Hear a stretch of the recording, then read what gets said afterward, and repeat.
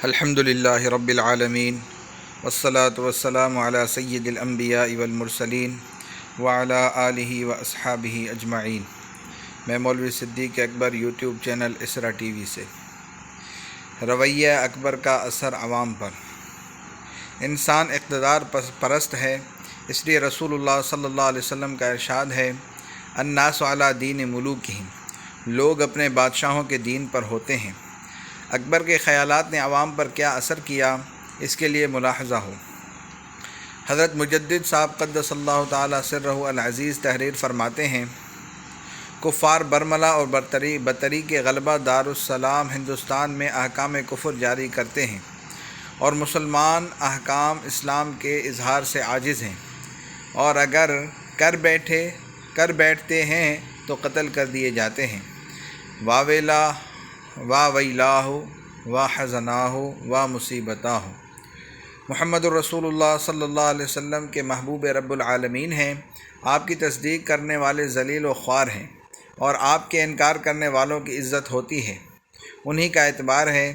مسلمان زخمی دلوں کے ساتھ اسلام کی تعزیت میں مشغول ہیں، اور کفار ان کا مذاق اڑا کر ان کے زخموں پر نمک پاشی کرتے ہیں۔ جراحت مسلم پر نمک پاشی ملاحظہ ہو۔ کفار ہند بے خوف و خطر مساجد کو شہید کرتے ہیں، اور اپنے مندر ان کی جگہ بناتے ہیں۔ تھانے سر میں کرکھیت کے حوض میں ایک مسجد اور مقبرہ تھا، ایک عزیز نے اس کو منہدم کر کے ایک بہت بڑی چوٹی کا شوالہ بنایا ہے۔ نیز کفار کھلم کھلا کے مراسم ادا کرتے ہیں، اور مسلمان اکثر احکام اسلام کے اجرا سے عاجز ہیں۔ پھر عاجزی بھی ملاحظہ ہو۔ ہندو کاوشی کے دن کھانا پینا چھوڑتے ہیں، برت رکھتے ہیں۔ یہ اہتمام کیا جاتا ہے کہ اس روز مسلمانوں کے شہروں میں کوئی مسلمان دن میں روٹی نہ پکائے۔ رمضان المبارک کے مہینے میں کھلے بندوں روٹی اور کھانا پکاتے ہیں اور فروخت کرتے ہیں۔ اہل اسلام کی کمزوری اور پستی کے باعث کوئی منع نہیں کر سکتا۔ افسوس، 100,000 افسوس۔ علماء سوء کی فتنہ انگیزی۔ ضمنی طور پر اس طبقے کے بھی کچھ حالات ملاحظہ فرما لیے جائیں تاکہ حضرت مجدد صاحب کے الفاظ میں ملا عبد القادر کے بیان پر روشنی پڑ سکے۔ سارا عالم بدعت کے دریا میں ڈوبا ہوا ہے اور بدعت کے اندھیروں میں آرام لے رہا ہے۔ کسی کی مجال ہے کہ بدعت کی مخالفت میں دم مارے اور احیاء سنت کے لیے لب کشائی کرے۔ اس زمانے کے اکثر علماء بدعت کو رواج دینے والے اور سنت کو مٹانے والے ہیں۔ ایک عزیز نے شیطان لعین کو دیکھا کہ اطمینان سے بیٹھا ہے اور اغوا اور گمراہ کرنے سے خاطر جمع ہو گیا ہے۔ اس عزیز نے اس کا سبب دریافت کیا۔ شیطان لعین نے کہا کہ زمانے کے علماء سوء خود ہی میری کافی مدد کر رہے ہیں، انہوں نے اس مہم سے مجھ کو فارغ کر دیا ہے۔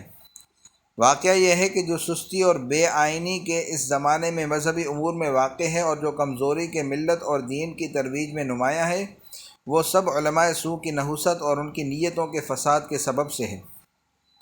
علماء باطن اور ارباب طریقت دین کی پناہ گاہ ہیں، اس لیے بارگاہ ملت سے مرشد، ولی اللہ، کتب جیسے جلیل الشان خطابات سے ان کو نوازا جاتا ہے، مگر بہت سے خود پرست مغرور جاہ پرستی کے لیے ان خطابات کو تو حاصل کرنا چاہتے ہیں، لیکن اہلیت سے عاری ہوتے ہیں، اور ان کی نفس پرستی عیاشی اس کی اجازت نہیں دیتی کہ ان خطابات کے مناسب ریاضت اور مجاہدہ کر سکیں۔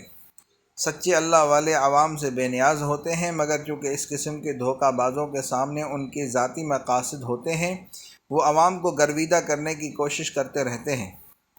نتیجہ یہ ہوتا ہے کہ عوام بیشتر اسی قسم کے ہوا پرستوں کے دم میں الجھ جاتے ہیں، اور سچے اللہ والوں تک رسائی کا موقع بہت کم میسر آتا ہے۔ اس قسم کے دھوکہ باز فقیر اور اکبر جیسے مذہبی بازیگر بادشاہ کا نقطہ نظر ایک ہوتا ہے، اس لیے ہر ایک کی جد و جہد دوسرے کے لیے لامحالہ ترقی کا ذریعہ ہوگی۔ اس قسم کے تن آسان اغراض پرستوں کے لیے شریعت ایک طرح کی زنجیر ہوتی ہے۔ جب آسانی اور آزادی سے مطلب حاصل ہو سکے تو پھر کیا ضرورت کہ شریعت کی دار و گیر میں خود کو مبتلا کیا جائے۔ لہذا فیصلہ کر دیا گیا تھا اور اسی کی اشاعت کی جاتی تھی کہ شریعت اور ہے، طریقت اور۔ خدا رسی کے لیے اتباع سنت کی حاجت نہیں، پابند شریعت حقیقت سے بے بہرہ ہوتا ہے۔ مولانا رومی کا ایک مصرع ان کے ہاتھ لگ گیا تھا: اب علماء شریعت سے زیادہ بھونکنے والا کون ہو سکتا تھا؟ یہی لوگ ان کی طمع زرگری کا بھانڈا پھوڑنے والے ہو سکتے تھے، اور بسا اوقات نمائشی خرقہ و تسبیح کی عظمت و جلالت کو نظر انداز کر کے شوالۂ دل کی مورتیوں کے نقاب کشائی کر دیا کرتے تھے۔ یہ گستاخ نہیں جانتے تھے، لہذا یقینی طور پر ہڈی پر جھگڑنے والے کتے یہی پابند شریعت مولوی تھے۔ منصور نے کہہ دیا تھا: انالحق بایزید بستامی کی زبان سے نکل گیا سبحانی، یا مثلا لوائی ارفع من لواء محمد، لہذا ثابت ہو گیا تھا کہ شریعت اور ہے، طریقت اور ہے۔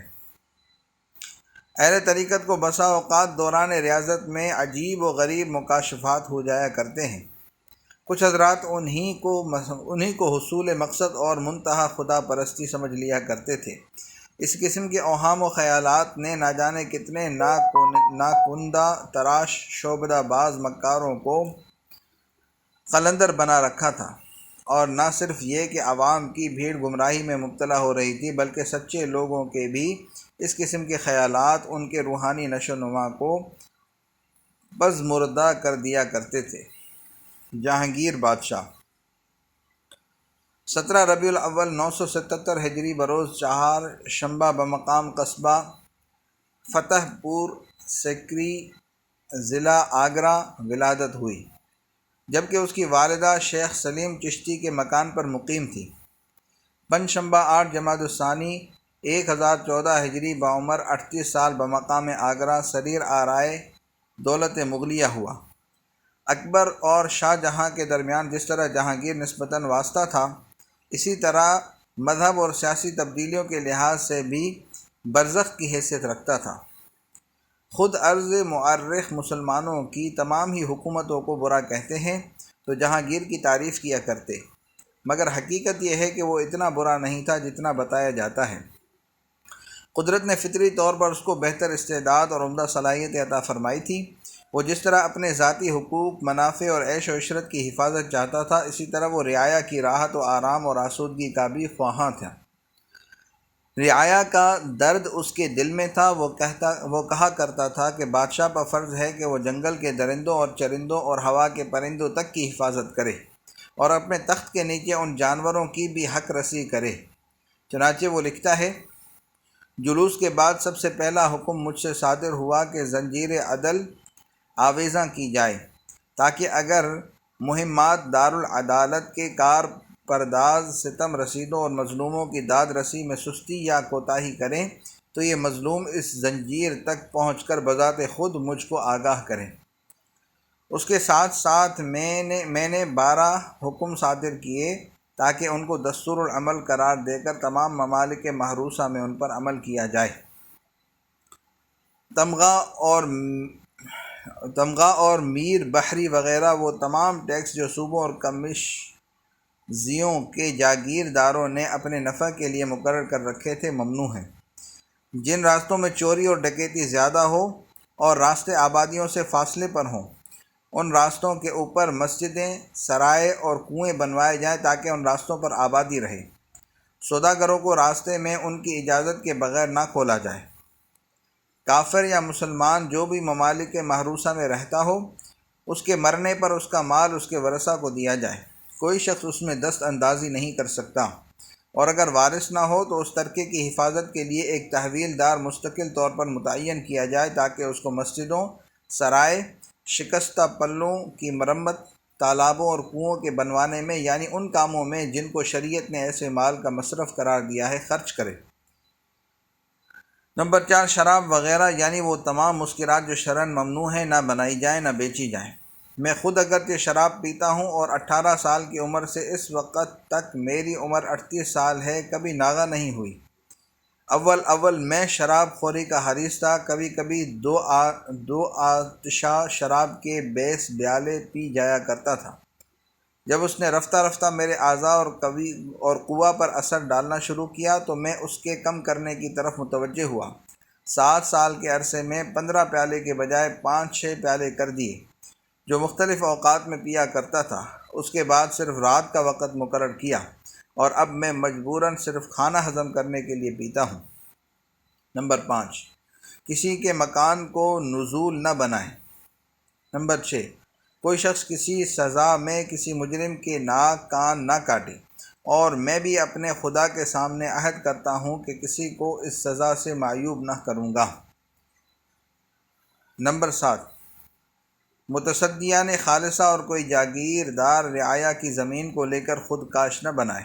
نمبر 8، شاہی جائیداد کا کوئی حاکم یا کوئی جاگیردار کسی باشندے کے یہاں سرکاری اجازت کے بغیر نکاح نہ کرے۔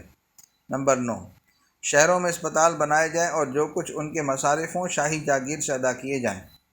نمبر 10، اپنے والد بزرگوار کے طریقے کے موجب میں بھی حکم کرتا ہوں کہ میری پیدائش کے دن یعنی 17 ربیع الاول کو اور ہر ہفتے میں 2 روز یعنی جمعرات کو میرے جلوس کا دن ہے، اور اتوار کو میرے والد بزرگوار کی پیدائش کا دن ہے، کوئی جانور ذبح نہ کیا جائے۔ والد بزرگوار اتوار کے دن کی تعظیم کیا کرتے تھے کیونکہ یہ دن حضرت نیر اعظم کی طرف منسوب ہے۔ نیز اسی دن کو وہ ابتدائے آفرینش کا دن سمجھتے تھے، اور جن ایام میں ممالک معروضہ میں ذبح کرنا ممنوع تھا ان میں سے ایک دن یہ بھی تھا۔ نمبر 11، والد بزرگوار کے زمانے میں جن کے جو منصب، عہدے، جو وظیفے مقرر تھے وہ بدستور باقی رکھے جائیں، اور ممالک محروسہ کے اماموں کے متعلقین کی مدد معاش ان فرامین کے بموجب جو ان کے پاس ہیں بدستور باقی رکھے جائیں۔ یہ لوگ لشکر دعا ہیں، اور میران صدر جہاں کو جو ہندوستان کے صحیح النسب سادات میں سے ہیں اور میرے والد کے زمانے میں عرصہ دراز تک صدارت کے جلیل القدر مرتبے پر فائز رہے ہیں، میں نے مامور کر دیا کہ مستحق لوگوں کو روزانہ میرے سامنے پیش کرتے رہیں۔ نمبر 12، تمام مجرم جو عرصے سے قید خانوں میں پڑے ہوئے ہیں رہا کر دیے جائیں۔ ایک مبارک ساتھ میں نے حکم کیا کہ سونے چاندی پر سکے لگ جائیں، اور ہر ایک سکے کا علیحدہ نام مقرر کر دیا۔ سونے کے سکے: 100 تولے کا سکہ نور شاہی، 50 تولے کا نور سلطانی، 20 تولے کا نور دولت، 10 تولے کا نور کرم، 5 تولے کا نور مہر، 1 تولے کا نور جہانی، نصف تولے کا نورانی، چوتھائی تولے کا رواجی۔ چاندی کے سکے: 100 تولے کا سکہ کوکب طالع، 50 تولہ کوکب اقبال، 20 تولے کا کوکب مراد، 10 تولہ کوکب سعد، 1 تولہ جہانگیری، نصف تولہ سلطانی، چوتھائی نثاری، اور 1 تولے کا 10واں حصہ 1 ماشاء 1.5 رتی تقریباً خیر قبول۔